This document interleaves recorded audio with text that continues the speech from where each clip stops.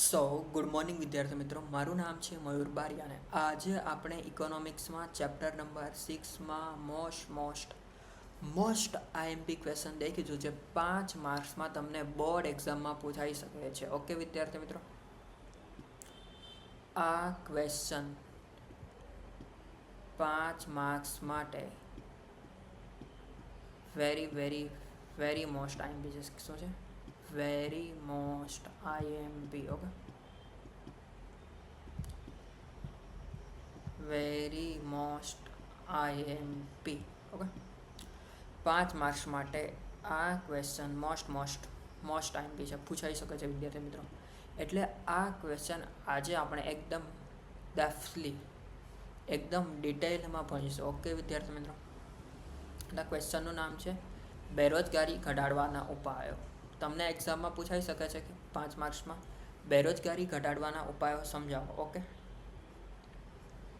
તો સૌથી પહેલો ઉપાય છે કે વસ્તી નિયંત્રણ. ઓકે, શું છે વિદ્યાર્થી મિત્રો? વસ્તી નિયંત્રણ. ઓકે, ભારતમાં ઊંચા દરે વધતી વસ્તી. ઓકે, શું છે? ભારતમાં ઊંચા દરે વધતી વસ્તીએ બેરોજગારીની સમસ્યામાં વધારો કર્યો છે. ઓકે, ભારતમાં ઊંચા દરે વધતી વસ્તી બેરોજગારીની સમસ્યામાં વધારો કરવામાં મુખ્ય ભાગ ભજવ્યો છે. ઓકે, શામાં? બેરોજગારીની સમસ્યામાં વધારો કરવામાં. ઓકે, તો વસ્તી વધે છે, તેવી જ રીત વસ્તી વધે છે. ઓકે, વસ્તી વધવાથી બેરોજગારીની સંખ્યામાં પણ વધારો થાય છે. વસ્તી વધે છે. ઓકે,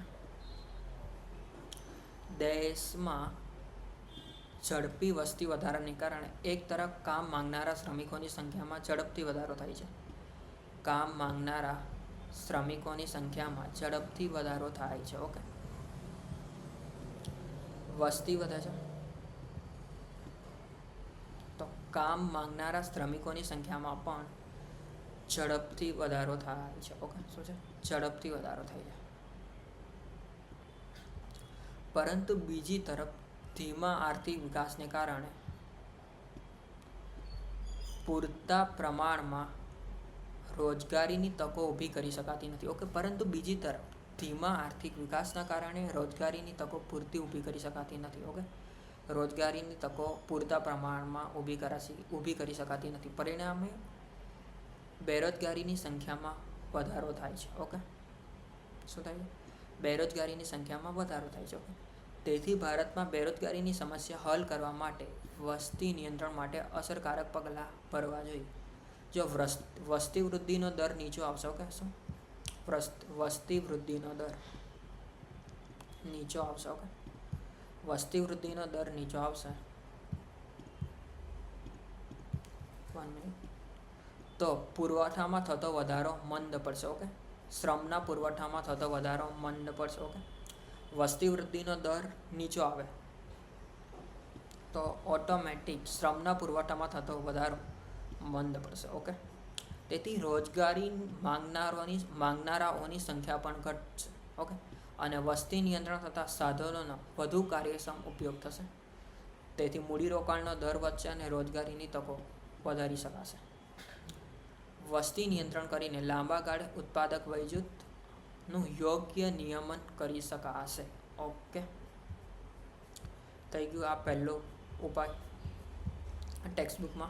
આપણી ટેક્સ્ટબુકમાં બીજો ઉપાય આપ્યો છે આર્થિક વિકાસનો દર ઊંચો લઈ જવો. ઓકે, શું? આર્થિક વિકાસનો દર ઊંચો લઈ જવો. ઓકે,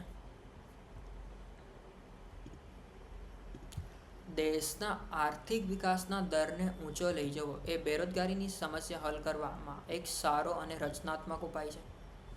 ભારતનો આર્થિક વિકાસનો દર આયોજનની શરૂઆતના વર્ષોમાં 3 થી 3.5% જેટલો નીચો રહેવા પામ્યો હતો. ઓકે, જો દેશના આર્થિક વિકાસમાં નિયમિત ઊંચા દરે વધારો કરવામાં આવે, ઓકે, આર્થિક વિકાસના દરમાં નિયમિત ઊંચા દરે વધારો કરવામાં આવે તો રોજગારીની તકો પણ વધે. ઓકે, રોજગારીની તકોમાં પણ વધારો થાય અને બેરોજગારીની સમસ્યા હળવી બને. ઓકે, શું?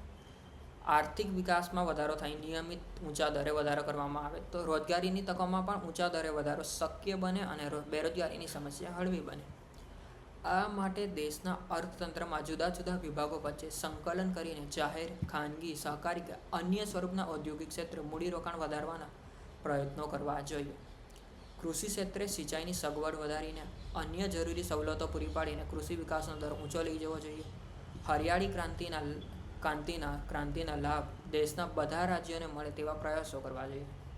આર્થિક વિકાસનો દર ઊંચો લઈ જઈને રોજગારીની તકોમાં વધારો કરી બેરોજગારીની સમસ્યા હળવી કરી શકાય. ઓકે, આર્થિક વિકાસનો દર ઊંચો લઈ જવામાં આવે તો દેશમાં નવા ઉદ્યોગ ધંધા સ્થપાય. નવા ઉદ્યોગ ધંધા સ્થપાય તો રોજગારીની તકો પૂરતા પ્રમાણમાં મળે. રોજગારીની તકો વધે એટલે બેરોજગારીમાં ઘટાડો થાય. ઓકે વિદ્યાર્થી મિત્રો, આ સમજી ગયા. આર્થિક વિકાસનો દર ઊંચો લઈ જવાથી થતા પરિણામ. આર્થિક વિકાસનો દર ઊંચો લઈ જવાથી મૂડીરોકાણમાં વધારો થાય. મૂડીરોકાણમાં વધારો થવાથી ઉત્પાદન અને ઔદ્યોગિક વિકાસમાં વધારો થાય. ઉત્પાદન અને ઔદ્યોગિક વિકાસમાં વધારો થવાથી રોજગારીની તકોમાં વધારો થાય.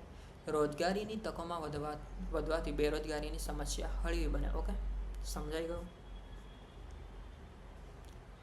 ઓકે, અહીંયા બીજું છે રોજગારલક્ષી આયોજન. ત્રીજો છે આપણો મુદ્દો રોજગારલક્ષી આયોજન. ઓકે, આયોજનકાળ દરમિયાન ભારતમાં વિકાસને જ મહત્વ અપાયું હોય તેવું જોવા મળે છે. ઓકે, બીજા પંચવર્ષીય યોજનાથી જાહેર ક્ષેત્રના વિકાસને વિશેષ પ્રાધાન્ય આપવામાં આવ્યું. પાયાના ચાવીરૂપ મૂડીપ્રધાન ઉદ્યોગો પ્રત્યે વિશેષ ધ્યાન આપવામાં આવ્યું.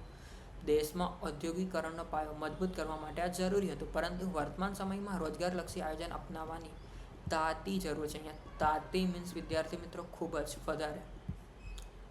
આનો મિનિંગ થાય છે વધુ. ઓકે, તાતી મીન્સ વધુ. ઓકે, વધારે. ઓકે, તાતી મીન્સ વધુ અથવા વધારે. આ માટે રાજ્યએ નીચે જણાવેલ ક્ષેત્રના વિકાસ પર ભાર મૂકવો જોઈએ. ઓકે, રોજગારલક્ષી આયોજન માટે ભાર મૂકવાના ક્ષેત્રો. વપરાશી માલના ઉત્પાદન પર પહેલું. બીજું છે શ્રમ પ્રધાન ઉત્પાદન પદ્ધતિવાળા નાના અને મધ્યમ કદના ઉદ્યોગો પર.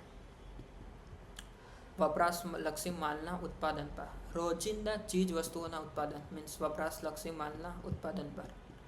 શ્રમ પ્રધાન ઉત્પાદન પદ્ધતિવાળા નાના અને મધ્યમ કદના ઉદ્યોગો પર. વેપાર વાણિજ્યની પ્રવૃત્તિઓ પર. પશુપાલન અને ડેરી ઉદ્યોગોના વિકાસ પર. આ બધા ઉદ્યોગો પ્રમાણમાં ઓછી મૂડી અને વધુ રોજગારી આપવાની ક્ષમતા ધરાવે છે. ઓકે, આ બધા ક્ષેત્રો છે એ ઓછી મૂડીએ વધુ રોજગારી આપવાની ક્ષમતા ધરાવે છે. ઓકે, આવા રોજગારલક્ષી ઉદ્યોગોની સ્થાપના અને વિકાસ કરવાથી વપરાશી વસ્તુઓનું ઉત્પાદન વધશે, રોજગારી વધશે અને આર્થિક સ્થિરતા મેળવવામાં સફળતા મળશે. બાંધકામ ક્ષેત્રે રોજગારલક્ષી આયોજન કરીને રોજગારીની વધુ તકો સર્જી શકાય તેમ છે. રોજગારલક્ષી આયોજન બાંધકામ ક્ષેત્રે.